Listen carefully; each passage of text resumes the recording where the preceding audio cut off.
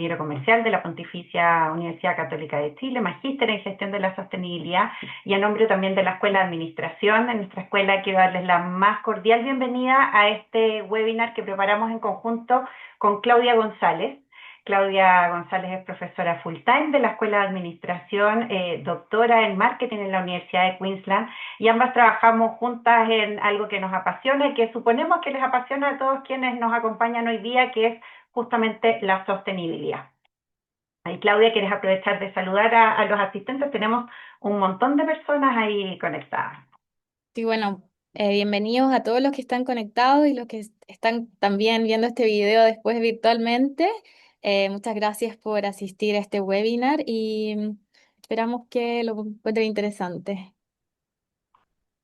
Bueno, hoy día justamente lo que vamos a hablar es de, ahí se me adelantó un poco, en la agenda del día vamos a hablar de riesgos y oportunidades en materia de sostenibilidad, pero también le vamos a abordar de una forma complementaria. Usualmente se ven desde riesgos y oportunidades, mucho desde el negocio duro, y nos vamos a poner en CAPEX y en OPEX, y pensamos a veces que con tecnología podemos abordar los desafíos de sostenibilidad. Pero hay una partecita muy importante y que hemos visto también en la experiencia, que impacta en el poder abordar de la forma más costo eficiente los desafíos de sostenibilidad, que es justamente el factor humano. Entonces, hoy día la agenda que vamos a abordar, vamos a hablar un poco del panorama global de riesgos 2026, cómo se han movido los riesgos en materia de sostenibilidad, han ido aumentando en importancia, disminuyendo. ¿Significa entonces que la sostenibilidad ya no importa tanto, o sí? Cómo eso también, desde justamente ciertos elementos humanos, termina siendo un riesgo en sí mismo, que es lo que vamos a ver. ¿Cómo esto impacta? Entonces, ¿cómo abordamos entonces estos riesgos? ¿Es necesario CAPEX o OPEX? Y después, ahí Claudia nos va a hablar de temas súper importantes en términos del factor comportamental, de este green gap que nos va a hablar ella, esta diferencia que a veces hace que algunas cosas que nosotros planificamos en materia de sostenibilidad no sean tal como lo planificamos y terminen siendo más difíciles o más caras, o necesiten mayores iteraciones, y de cómo también ir trabajando desde la empresa comportamientos sostenibles. La verdad es que como equipo nos gusta mucho ir complementándonos, y acá desde toda la investigación y desde la experiencia práctica es lo que vamos a abordar hoy día también en este webinar. Y bueno, partimos entonces. Quienes trabajamos en sostenibilidad y sobre todo en riesgos y oportunidades de sostenibilidad, hay dos informes clásicos que la verdad es que esperamos y vemos todos los años, y ahí yo les recomiendo bastante a quienes se están metiendo estos temas mirar estos dos informes complementarios. Pasa que sobre todo a principio de año uno ve muchos posteos en LinkedIn de cómo está el informe de riesgos del World Economic Forum, donde nos habla esta mirada grande, estas muchísimas líderes de opinión encuestados por el World Economic Forum respecto a cuáles son los riesgos generales, no tan solo de sostenibilidad, sino que los riesgos que avisoran para este año, y cómo aparece esta foto para este año. La verdad es que el riesgo número uno, y sobre todo con la guerra que estamos viviendo actualmente y todos los impactos económicos que vivimos día a día, sobre todo esta semana, y que sabemos que tiene los conflictos entre estados, obviamente es un riesgo que en esta foto de los riesgos 2026 según el World Economic Forum aparecen, y aparecen fuertes y suben desde el lugar 3 que estaban el año pasado hacia el primero, lo cual obviamente no debe ser una sorpresa para nadie. Después la IA, también obviamente la IA, pero desde el punto de vista de la desinformación en IA, y cómo, y aquí está la reflexión, como digo siempre, el post-it que nos tenemos que pegar, de cómo esto también es un elemento social, tecnológico, pero la desinformación puede tener un impacto social, cómo también cambia un poco su posición, sigue estando dentro del top 3, pero en el 2025, que estaba en el número 1, baja al número 2. Después, en el número 3, la polarización social, visto por todos los líderes empresariales como un riesgo, en un top 3 que sube inclusive desde el cuarto lugar el año pasado al lugar número 3. Y aquí la polarización social, recordemos que es un elemento, los impactos sociales hablan también, y los desafíos sociales son parte de la agenda de sostenibilidad y también hay ciertos elementos comportamentales súper importantes con los que nos va a hablar, de los que nos va a hablar Claudia en la segunda parte de este webinar, como esos también cuando los desconocemos o los subestimamos, podemos también caer en ciertos riesgos sociales. Y aquí está lo que yo veía a principio de año, se comentó mucho desde el punto de vista, oye, los eventos climáticos extremos. En este mismo estudio del World Economic Forum del año pasado estaba en el top 2, súper importante, en un consenso a nivel mundial. Entonces, la sostenibilidad, sobre todo desde lo ambiental, y aquí también el otro post, y recordemos que sostenibilidad no es solo lo ambiental, pero desde el punto de vista de los impactos ambientales, súper importante. Oye, resulta que el 2026 esto bajó, entonces quizás los temas ambientales no son tan importantes. Si esto lo conectamos también con contaminación ambiental, que baja desde el 6, desde el top 6 en el 2025 al top 9 en el 2026. ¿Será entonces que los temas ambientales ya no son tan importantes? Y ahí me gustaría dejar otro post-it pegado como parte de lo que vamos a discutir. Eso es lo que es esta foto grande del World Economic Forum con algunos elementos o insights más relevantes.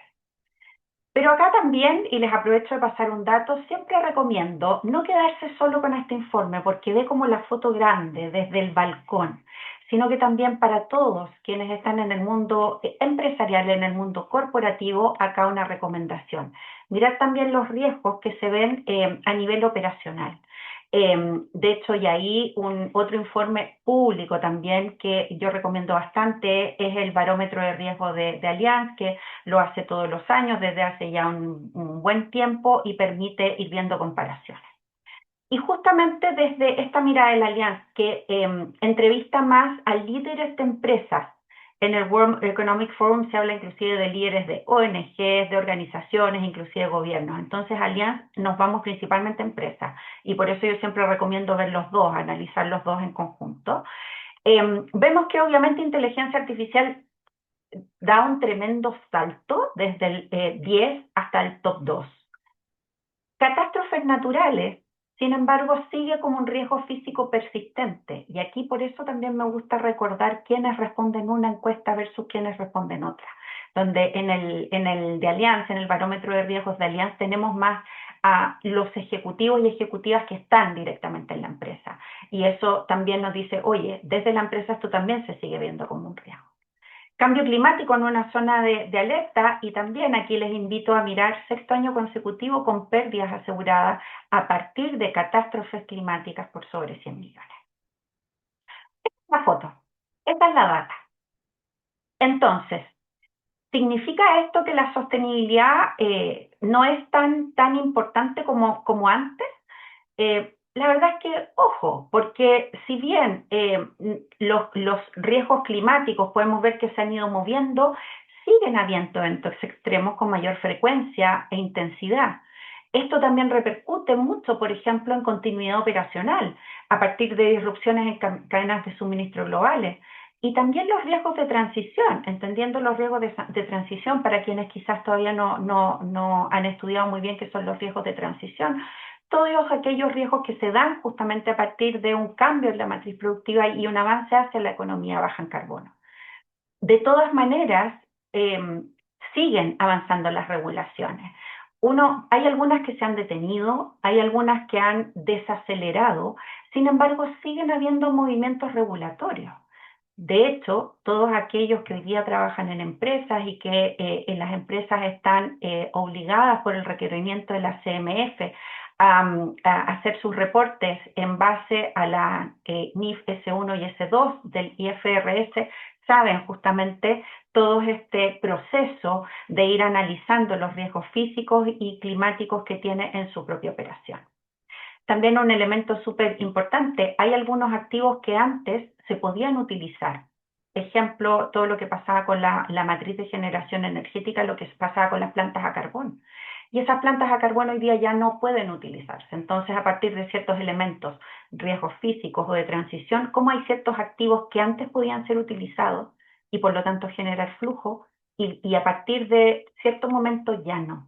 Y eso es lo que inclusive Hay un espacio, y ahí les vamos a contar, de hecho en algunos cursos que estamos haciendo, un espacio que vamos a discutir bastante, los llamados en el mundo financiero los stranded assets, o ciertos activos que quedan un poquitito varados o inutilizados, a partir de elementos climáticos.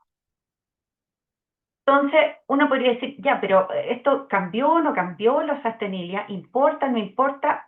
Parece que sigue importando. Y uno dice, bueno, pero Trump, y la verdad es que me lo han preguntado muchísimas veces, sobre todo desde fines del año pasado.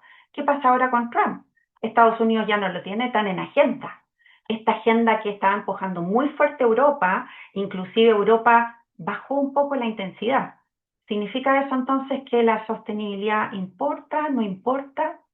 ¿Es un tema de ideología o es un tema de estrategia de negocio? Y aquí un elemento, una notita de color, un elemento súper importante para considerar. ¿Qué es lo que pasa con una de las mayores economías del mundo? ¿Qué es lo que pasa con China, por ejemplo?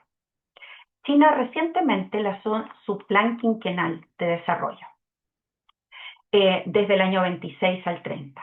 Y hay muchos elementos. China, obvio, indiscutiblemente potencia mundial, y lo interesante, si hacemos una lectura estratégica y con los lentes de la sostenibilidad de este plan de desarrollo China, del plan quinquenal, vemos que efectivamente los elementos relacionados a negocios con una mirada de sostenibilidad tienen un capítulo no menor. De hecho, en este plan quinquenal, en este plan de desarrollo, hay 18 proyectos de transición energética y reducción de emisiones que están dentro del plan de desarrollo de China. Ellos se han autoimpuesto algunas metas de intensidad de carbono, de reducir su intensidad de carbono hacia el 2030. En términos de liderazgo industrial, todo lo que han ido haciendo en términos de desarrollo de tecnologías renovables, de autos eléctricos, donde ya le han quitado gran parte de mercado a la industria europea, por ejemplo, y paneles solares, donde Cleantech ya representa una porción considerable del PIB chino. Y aquí es donde nos hacemos una pregunta. Ok, ¿los chinos hacen esto por ideología? ¿O los chinos hacen esto porque efectivamente hacen una lectura estratégica de mercado de ciertos recursos que se van a agotar, de la dependencia de ciertos recursos naturales y cómo esto va a ir moldeando efectivamente desde el punto de vista de riesgo, pero también de oportunidades para ellos seguir creciendo? Un líder chino en una frase súper repetida de hace muchos años atrás: no importa si el gato es blanco o es negro, sino que case ratones. Me gustaría agregar, quizá en este caso China está mirando gatos verdes para ir viendo efectivamente una forma interesante de cómo seguir cazando ratones. Entonces aquí no es menor que el mayor emisor del planeta, una economía, una potencia mundial, sigue quizás de una forma distinta como lo hace Europa, que va más de una regulación más dura, pero China no saca el tema de la agenda. China lo sigue trabajando. Y esto también hace pensar que la agenda de sostenibilidad lo ven no desde la ideología, sino que desde una estrategia de crecimiento. Entonces, claro, resulta que por una parte el año pasado quizás tuvimos menos impactos, menos catástrofes ambientales más fuertes a diferencia del año anterior.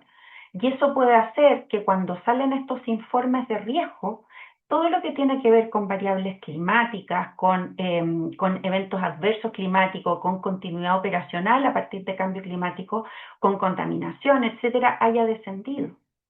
Pero ahí es donde está la tiranía de lo urgente, que es un riesgo en sí mismo, que lo hemos conversado bastante con Claudia, y aquí es donde los temas se nos empiezan a mezclar, donde empezamos a complementar esto con el factor humano y cómo el factor humano puede ser un riesgo en sí mismo.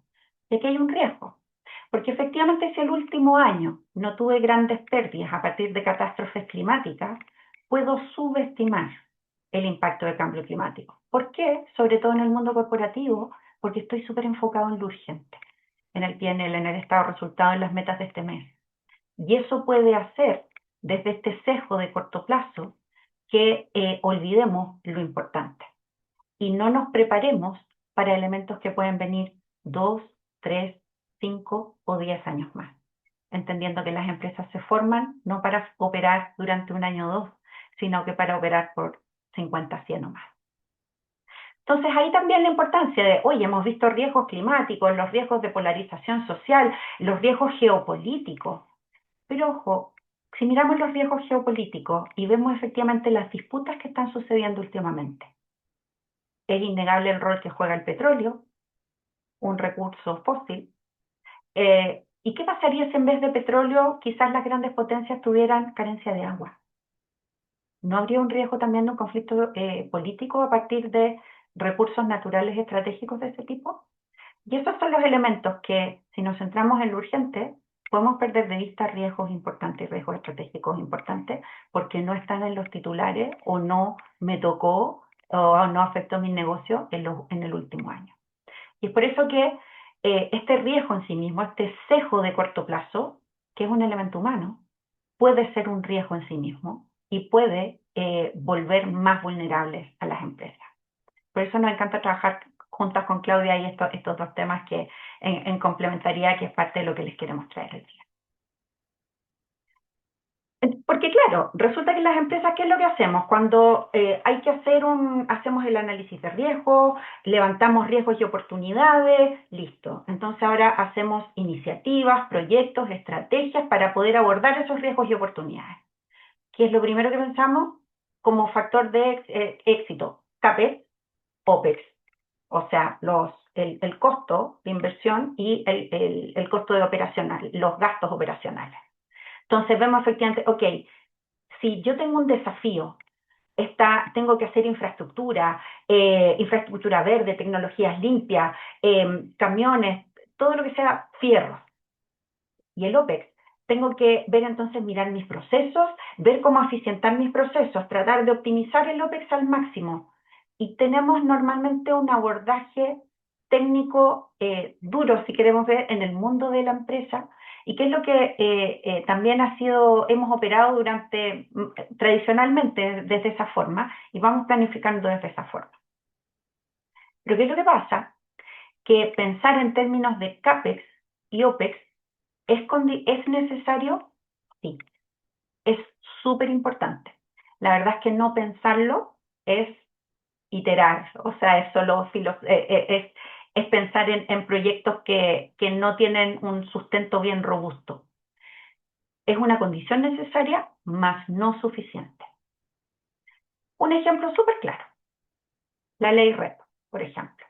La ley REP, Ley de Responsabilidad Extendida del Productor, que de hecho, a partir de la cual, por ejemplo, el caso puntual de envases y embalajes ha tenido un impacto directo, financiero, súper concreto en todas las empresas que ponen en el mercado, que venden cualquier bien envasado o embalado, que a partir de la red tienen que pagar una tarifa. Y esa tarifa, ¿cómo se calcula? A partir, obviamente, del costo que se requiere para poder recolectar y reciclar y valorizar los residuos post-consumo. Entonces, ¿cuál es la aproximación que tenemos clásica? Vamos al CAPEX. Infraestructura, puntos limpios, puntos verdes, camiones, plantas de separación. Súper necesario, indispensable. Vamos al OPEX. Listo. El costo de la ruta. Entonces, ¿cómo optimizo la ruta? Efectivamente, la cantidad de camiones que tengo que tener. ¿Cuál efectivamente es el tamaño óptimo que tengo que tener de esos camiones para hacer el costo lo más eficiente a fin de que ese fee que pagan las empresas sea lo más eficiente posible? Me voy al OPEX. Importantísimo, sin duda alguna. Pero ¿qué es lo que pasa? Con eso es necesario, pero no suficiente. ¿Por qué? Porque resulta que, por ejemplo, si tenemos un camión que pasa a recolectar los envases post consumo a partir de la red por las distintas casas, el camión no se llena solo, sino que somos las personas quienes voluntariamente hacemos que el residuo, que el envase llegue ahí. El camión puede pasar, el camión puede tener un diseño de ruta como relojito, pero resulta que si las personas no hacemos llegar el residuo, el camión va a pasar vacío.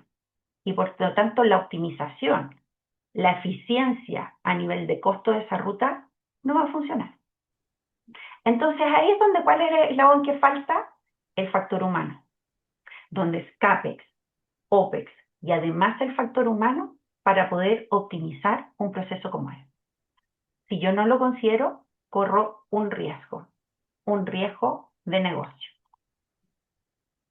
Y por eso ahora quiero dejarlos con Claudia González, que es profesora de la Escuela de Administración de la Pontificia Universidad Católica, doctora, y que ha hecho una cantidad de investigaciones entretenidas respecto a conducta del factor humano en materia de sostenibilidad que ni les cuento, así que ahí los dejo con ella.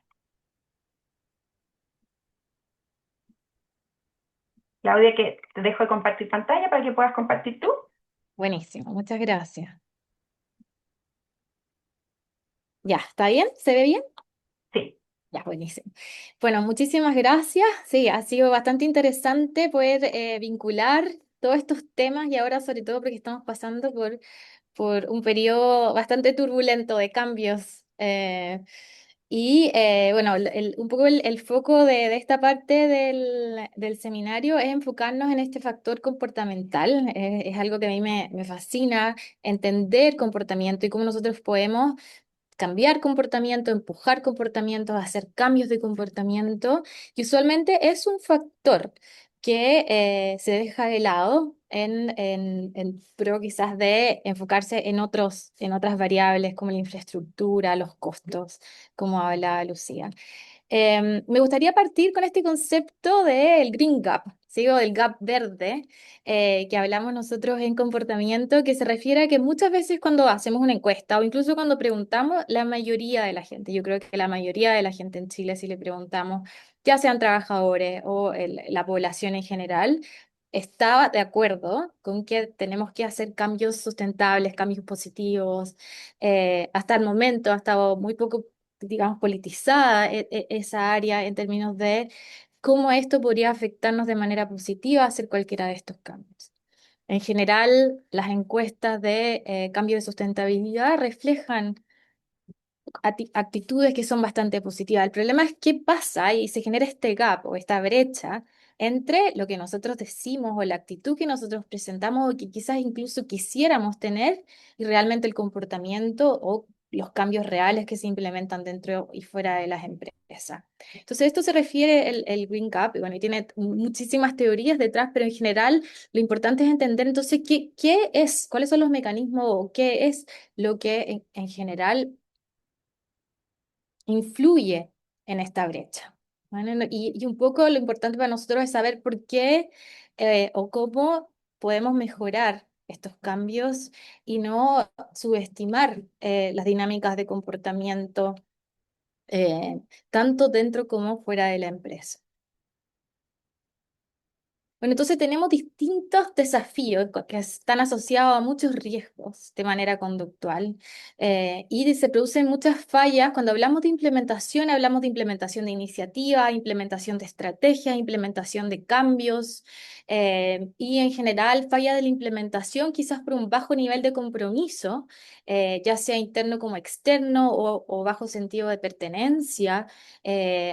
Frente a la estrategia o frente al cambio, fallas en la adopción que tienen que ver con resistencia al cambio, los cambios de hábito, esto también se asocia mucho a los cambios de los consumidores y también que es súper importante entender cuáles son las fallas sistémicas o de descoordinación que podrían afectar eh, en términos de cambios o de transformación hacia la sostenibilidad. Usualmente pensamos que la sostenibilidad dentro de las empresas se sigue tratando como un proyecto paralelo. Esto es una conversación bastante importante y que también hay un poco de alineación estratégica entre nosotros y ustedes, eh, que es complicado. Hay muchos factores que van a influir en cambios de comportamiento. Nosotros en estudios de comportamiento entendemos que hay variables que influyen, pero la sostenibilidad trae un una dimensión incluso más compleja porque se contraponen muchas cosas y es una dimensión bastante compleja y es un poco lo que vamos a ver también en el diplomado de cómo entender comportamiento. Tenemos distintos desafíos en términos de las influencias o los factores que van a influir en comportamiento. Sabemos que, por ejemplo, las personas imitan lo que ven como norma. Entonces, ese es uno de los factores importantes y nosotros podríamos vincular comportamiento sostenible con los valores de la empresa. Hay distintos tipos de estrategias que se pueden imponer o hacer o comenzar en términos de cómo creamos estas asociaciones positivas entender cómo la influencia social influye en el cambio de comportamiento, tanto dentro como fuera de la empresa, hacia los consumidores o los ciudadanos. La formación de hábitos también sabemos que es muy importante para facilitar que lo sostenible sea automático, que los cambios de modelos de negocio y los cambios de estrategia de negocio se conviertan también en cambios de hábitos para facilitar este cambio más automático, porque en el momento en que el, la formación de hábitos se interrumpe, nosotros sabemos que se crea fricción y eso produce resistencia a nivel de comportamiento. Eh, Hay incluso teorías que dicen que cuando nosotros cambiamos de momentos en la vida, cuando nosotros introducimos cambios, es la mejor manera de hacer cambios de hábito. Y eso aplica a distintas dimensiones de la vida. O sea, si la gente cuando empieza la universidad o encuentra un trabajo nuevo o se cambia de trabajo, por ejemplo, ese sería el mejor momento para introducir cambios de hábitos porque en general estamos más dispuestos a hacer un cambio en la rutina que tenemos en la vida. Bueno, y la tangibilidad también es importante en términos de cómo nosotros podemos entender que lo que hacemos, la efectividad de nuestros cambios, se traduce en un cambio real en términos de sostenibilidad. em, y cómo concretamos estos beneficios, tanto para los consumidores como al interior de la empresa para los trabajadores. Entonces, lo concreto motiva más que lo abstracto, y eso es algo súper claro, pero ¿qué es lo concreto? ¿A qué nos referimos con concreto? ¿Y cuáles son las métricas reales que la gente quiere saber? Entonces, tenemos estos desafíos que son clave en términos de esta brecha o este gap que yo les decía entre la actitud y el comportamiento, y cuáles son los beneficios a largo plazo, que también hablaba Lucía, entre esta dicotomía entre el corto plazo y el largo plazo. El impacto colectivo también sabemos que es súper importante a nivel de cambio de comportamiento. A la gente le gusta saber que está haciendo cambios que las otras personas también están haciendo. Pero eso es necesario comunicar. Otra dimensión importante es la percepción que tenemos frente a la amenaza del cambio climático. Hay muchos estudios que hablan de esto con respecto a cómo la cercanía o la proximidad a cambios climáticos o a eventos de cambio climático eh, crean percepciones de amenaza que son positivas a la hora de implementar cambios. Esos son en términos generales, los mejores momentos para poder comunicar los beneficios de cualquier tipo de cambio de estrategia a nivel de consumidor. También acá pueden ver cómo en el mapa, por ejemplo, Chile, en términos de percepción sobre el nivel de amenaza del cambio climático, está bastante oscuro, lo que significa que nuestra proximidad frente a esta percepción es bastante cercana, lo cual es un indicador de una cercanía o de una actitud hacia el cambio climático mucho más positiva que lo que podría ser en otros países donde esa percepción es bastante menor. También hay otra dimensión, lo que yo he estado hablando hasta ahora es un poco la dimensión individual, cómo hacemos cambios de comportamiento a nivel individual, pero también existe esta dimensión de que no solamente nosotros nos resistimos frente al cambio por falta de intenciones, ¿sí? Por mucho que tengamos la información, por ejemplo, pensando en la ley REP, que tengamos los contenedores para reciclar o para separar o el espacio para hacerlo, lo vamos a hacer. Eh, Parte de mi investigación es un poco entender entonces qué puede pasar en ese momento donde nosotros tenemos todas las facilidades, tenemos la infraestructura, pero igual ocurre una resistencia. Y muchas veces lo que nos vemos enfrentados es a un cambio de rutina importante. Hay una interrupción de cómo hacemos las cosas, una interrupción de las prácticas cotidianas.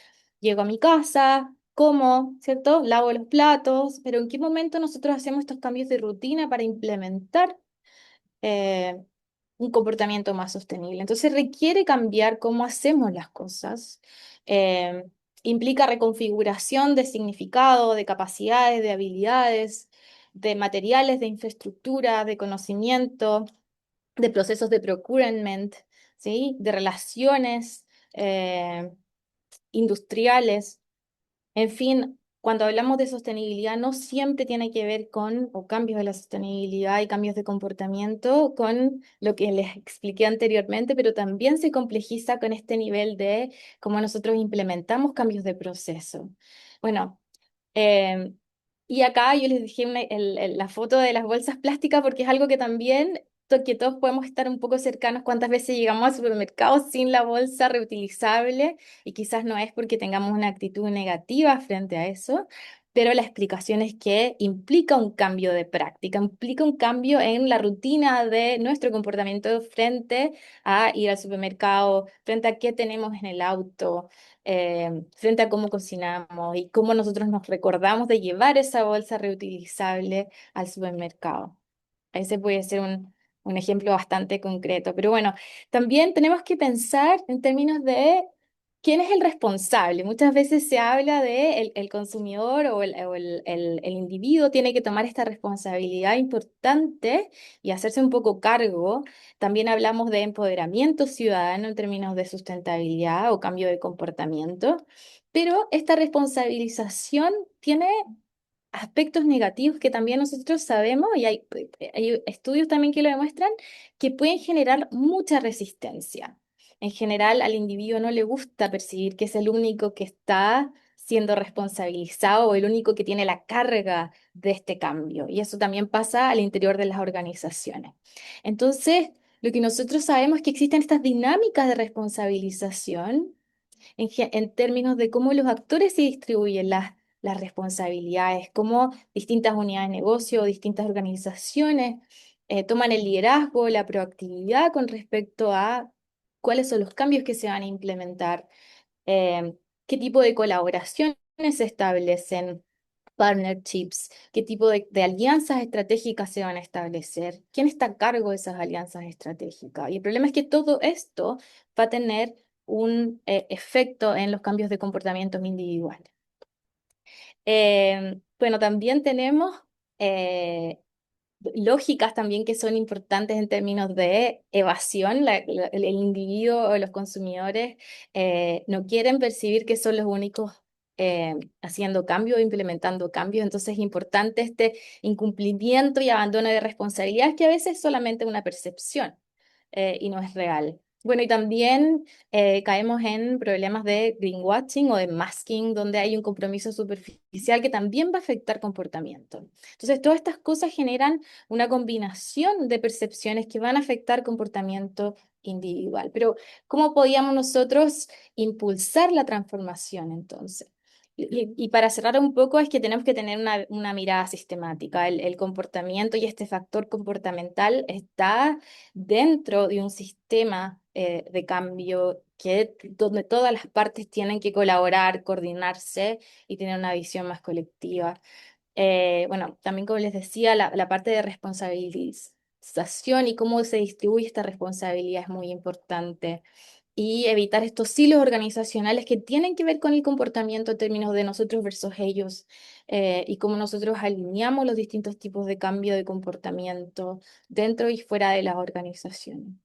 El employee empowerment surge como algo muy importante en términos de commitment o de engagement y de cómo la implementación de distintas estrategias de sustentabilidad van a ser distribuidas y van a poder ser aceptadas dentro de la organización. Así que ahí está. Ahora voy a dejar a Lucía y después vamos a tener tiempo por si tienen preguntas para poder discutir y pueden poner sus preguntas en el chat. O sea, si es mucho mejor si tienen las preguntas directamente, pueden abrir su micrófono o su cámara para poder conocerlos. Muchas gracias. Perdón, estaba silenciada. Muchas gracias, Claudia. Y acá parte de lo que les queremos traer es que efectivamente cuando hablamos de riesgo, y esto viene porque vimos mucho el movimiento que partió en enero, mucho LinkedIn, no, la sostenibilidad bajó porque el web ya no lo considera, Trump, etcétera, entonces esto ya no está. Que efectivamente los riesgos en materia de sostenibilidad, en riesgos ESG, no desaparecen cuando necesariamente bajan en los rankings, porque también es importante entender desde dónde vienen los rankings, primero. Y segundo, es importante entender cuáles son los riesgos de corto, mediano y largo plazo que son inherentes a tu negocio, a tu negocio. Entonces, otro de los elementos que uno escuchaba, sobre todo a fin de año, no, es que Europa está bajando, está soltando un poco, de Estados Unidos, todo el tema. Entonces, claro, resulta que ha habido efectivamente una fragmentación regulatoria. Distintos grandes bloques han ido teniendo distintos movimientos en materia de regulación. Pero ahí es donde es importante recordar que las organizaciones no se forman para trabajar solo 1 o 2 años, sino que requieren también de nuevo saber lo que está pasando en el corto, mediano o largo plazo. Y esta fragmentación regulatoria también requiere una estrategia de ir adaptándome a los distintos escenarios.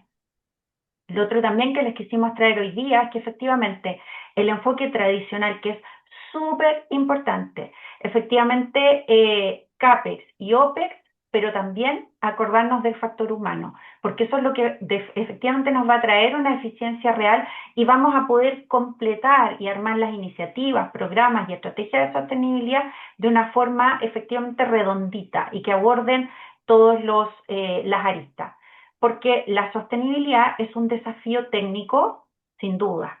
O sea, es un desafío primero estratégico, que tenemos que mirar nuestra estrategia de negocio, nuestros riesgos y oportunidades de negocio, con los lentes de la sostenibilidad para ver cuáles realmente son atingentes a mi negocio. Después de eso, abordarlo desde lo técnico, sin duda, pero también un desafío comportamental y conductual.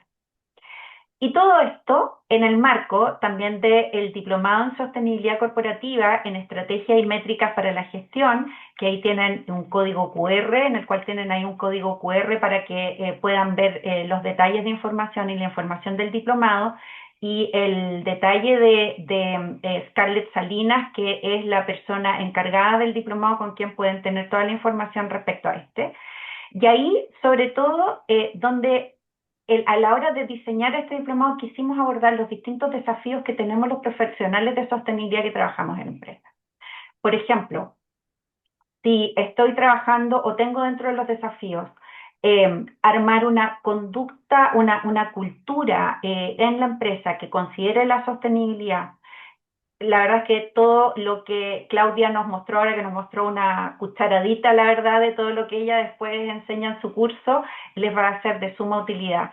También, si efectivamente, hay muchos elementos conductuales que inclusive sirven desde el punto de vista de seguridad, de cambios de conducta, de también otro tema que me hacen muchas preguntas, empresas, que de hecho me toca por mi día a día hablar con muchas empresas, dicen, efectivamente el consumidor, ¿se mueve por estas cosas o no se mueve?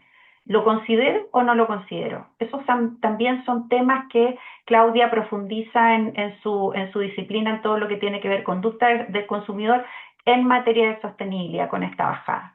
Desde el punto de vista de gestión de riesgos, de hecho ahí también en el diplomado vamos a ver con algunos cursos lo que tiene que ver con gestión de riesgos y métrica. Así que ahí principalmente invitarlos a escanear el código QR y poder ver la información.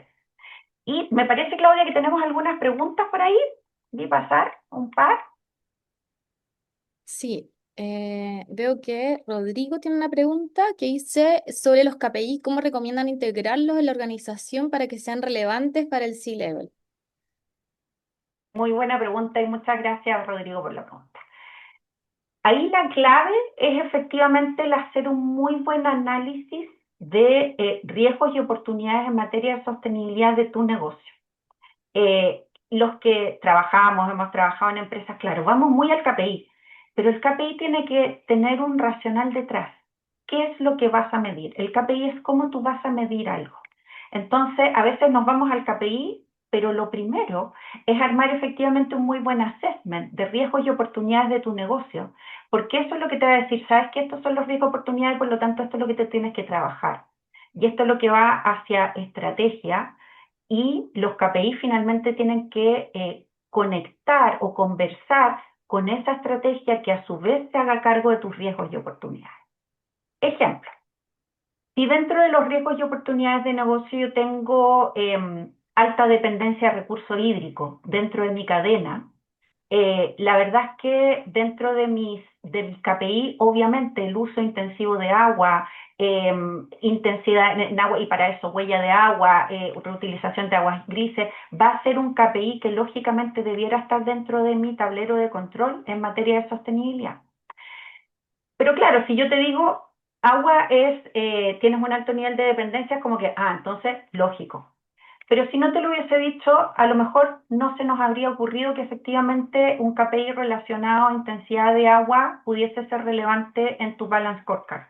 Entonces, por eso es importante. Los KPIs son súper importantes, pero son el orden de los factores si altera el producto. Una vez que tú haces un buen análisis de riesgos y oportunidades, la estrategia que responda a ese análisis y finalmente los KPI son los que miden la implementación de esa estrategia.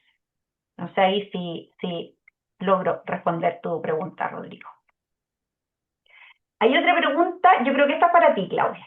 Mira, buenas tardes, gracias por la información. Una pregunta. El comportamiento humano, entiendo, es clave para generar cultura corporativa.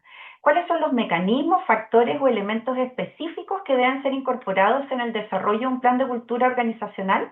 Si nos vamos por el lado comportamiento, Claudia. Sí, es que yo creo que primero hay que hacer una evaluación del estado de la cultura organizacional con respecto a la sostenibilidad. Porque muchas veces se tiende a pensar que un cambio de actitud podría ser la primera instancia, pero muchas veces, como les decía, existe este gap verde que la gente ya está dispuesta, ya no tienen en general una actitud negativa frente a una estrategia de sostenibilidad. Había un estudio el 2025 que decía que de una encuesta que hicieron a 500 empresas, un estudio, 72% de las empresas, los trabajadores no entendían la estrategia de sostenibilidad. 72% de las empresas, los trabajadores dentro de esas empresas no entendían la estrategia de sostenibilidad. Entonces, ya ese es un problema enorme, pero muchísimo más básico. Entonces hay que hacer un análisis un poco de distintas dimensiones en términos de conocimiento. Una de las cosas más importantes es ver cuál es el significado que se le está dando a la sostenibilidad dentro de la empresa. ¿Ya? Y esto tiene que ver con, lo estamos viendo como un costo, como un gasto, ¿sí? O como un valor. ¿Y el valor dónde se está agregando?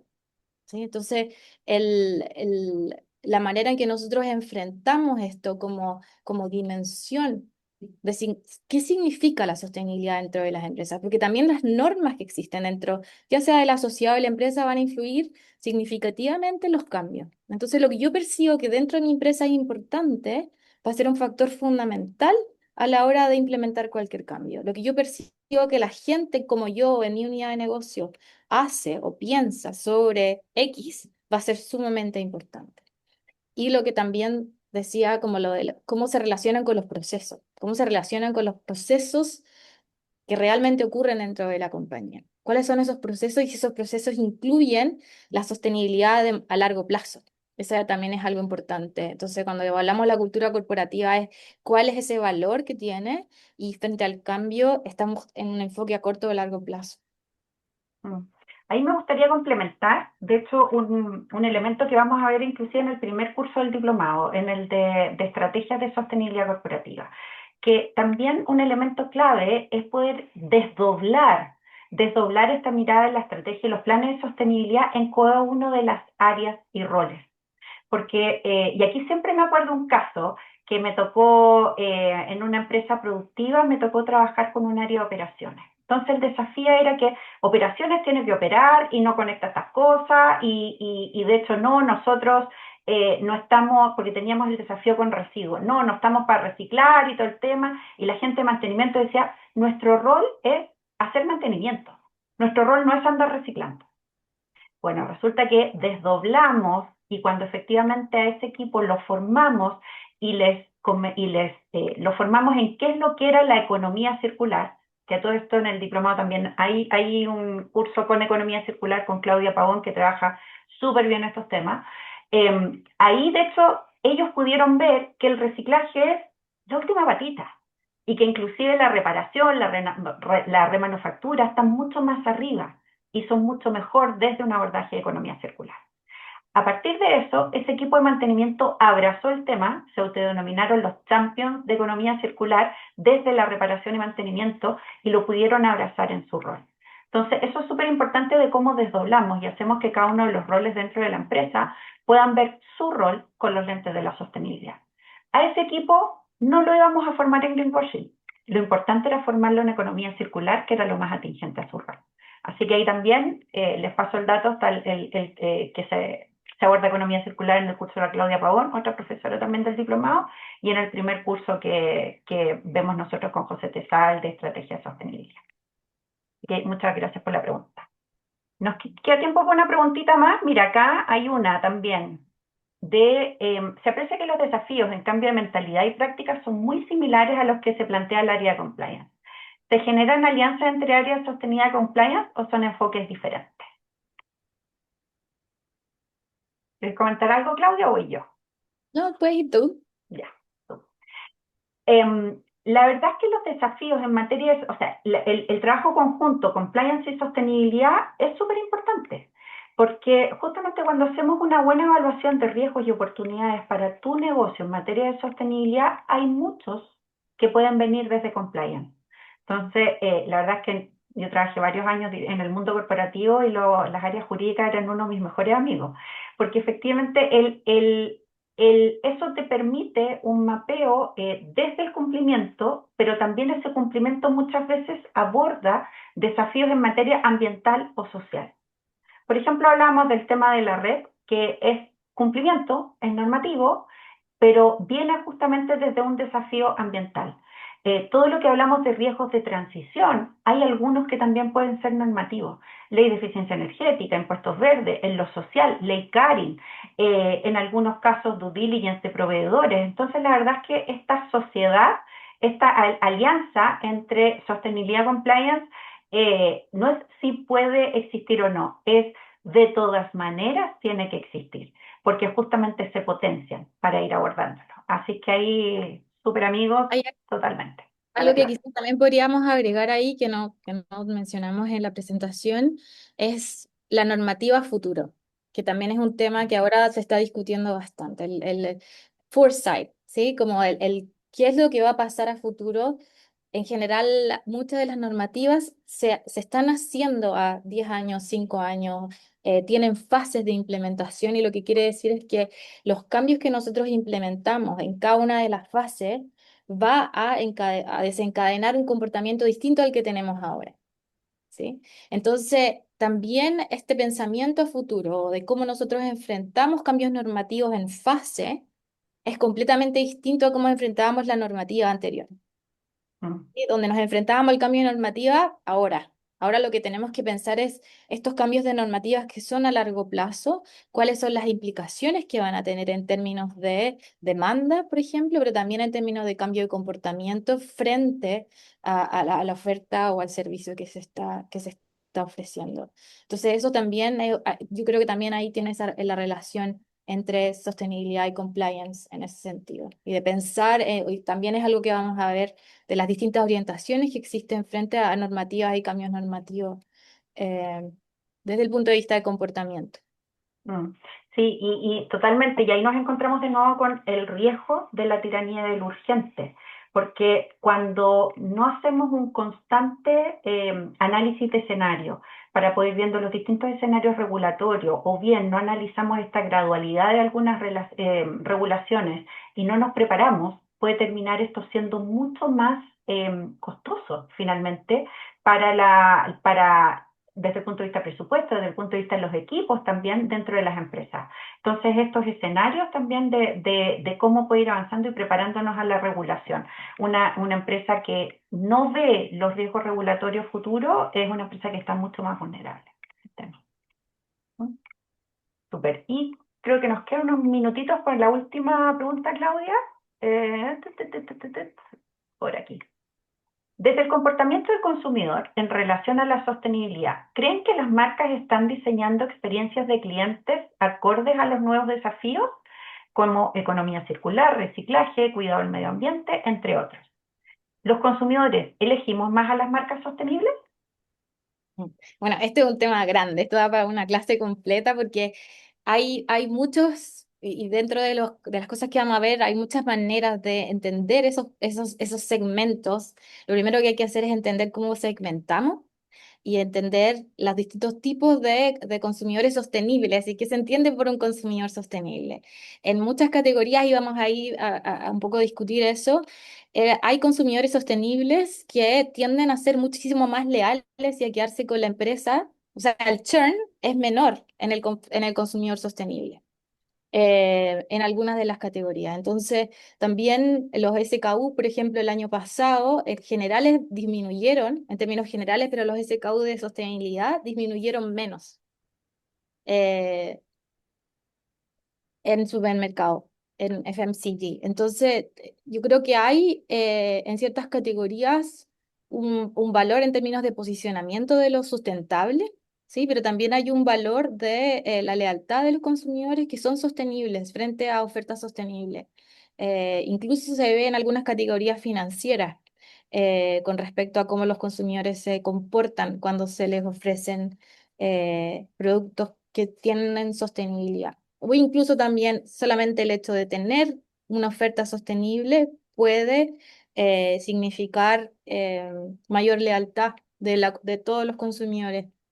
Entonces hay distintos tipos de combinaciones, ahí habría que ver dependiendo de la empresa, pero sí, sí hay distintos tipos de diseño también a nivel de plataforma digital, de cómo se están ofreciendo los productos que pueden ser relacionados con sostenibilidad o ofertas que son sostenibles y el diseño también. El ecodiseño es algo súper importante ahora en Europa, eh, entonces también hay que ver ahí los cambios regulatorios a futuro. Sí, no, y ahí la verdad es que, bueno, Claudia tiene una clase entera de eso y sobre todo lo importante de considerar los factores de los cuales hoy día nos dio una cucharadita, Claudia, sobre todo a la hora de diseñar productos y servicios en los cuales se quieren incorporar ciertos diferenciales de sostenibilidad. Porque yo siempre comento, es importante no quedarnos cortos ni largos, no subestimar, pero tampoco sobreestimar el efecto. Y a veces puede pasar que cuando no tenemos bien en cuenta todos estos factores que nos trae Claudia, el Green Gap y todos los elementos que ella tiene mucha investigación y tiene unas clases muy entretenidas de eso, podemos caer en uno o en el otro. Entonces, eso desde el punto de vista del consumidor final. Y solo quisiera traer desde la patita del B2B, también desde experiencia de cliente, sí, de hecho me ha tocado ver sobre todo los últimos 2 años, sí, 2, quizás 3 años, hay ciertas industrias en particular que ya están empezando, a partir de su trabajo de sostenibilidad en cadena de abastecimiento, ya están empezando a consultar a sus proveedores por ciertas variables relativas que son parte de la agenda de sostenibilidad. Algunas ya partieron con huella, otras ya están con un par de iniciativas más, por lo tanto en el mundo de B2B hay algunas industrias donde se está viendo más que en otras, pero antes era solo una, al menos yo ahora ya he visto unas 2 o 3 en las cuales ya eso está en la agenda. Eso. Así que bueno, ahí muchas gracias a todos. Tenemos 91 personas participantes. Muchas gracias a todos quienes se quedaron al final, quienes ahí pusieron por ahí que pidieron grabación, video. Gracias también al equipo de la Escuela de Administración de la Pontificia Universidad Católica, a Scarlett, a María Cecilia, a todo el equipo que están ahí listas para atender todas sus consultas referente al tema del diplomado. Tienen el Esperamos código QR, el contacto de Scarlett, ahí para poder hacer las consultas y esperamos que les haya gustado esta cucharadita y que les compartimos hoy.